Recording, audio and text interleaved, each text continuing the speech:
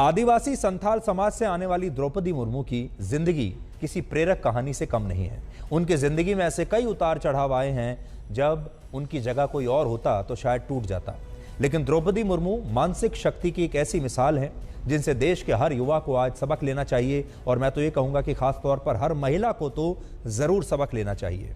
तो इस समय हमारी जो महिला दर्शक हमें देख रही हैं, उनके लिए कहानी खास तौर पर बता रहा हूँ।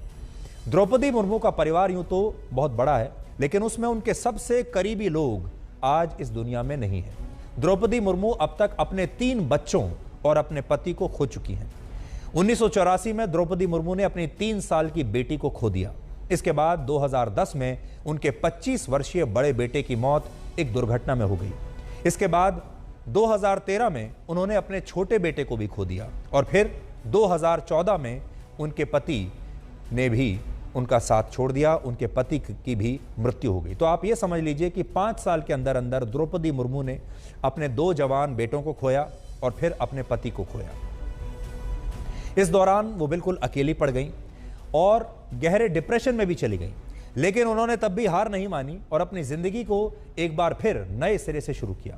डिप्रेशन से लड़ने के लिए उन्होंने मेडिटेशन का सहारा लिया। उन्होंने ब्रह्म कुमारी को ज्वाइन किया और वहां जाना शुरू कर दिया। 2014 तक वो लगातार मेडिटेशन के लिए जाती रहीं, और आप यकीन नहीं मानेंगे, इस दौरान उन्होंने एक दिन भी मिस नहीं किया। वो हमेशा अपने साथ ब्रह्म कुमारी संस्थान से जुड़ी एक पुस्तक रखती थी, जिससे उनका ध्यान करने का जो रूटीन था वो कभी भी टूटा नहीं।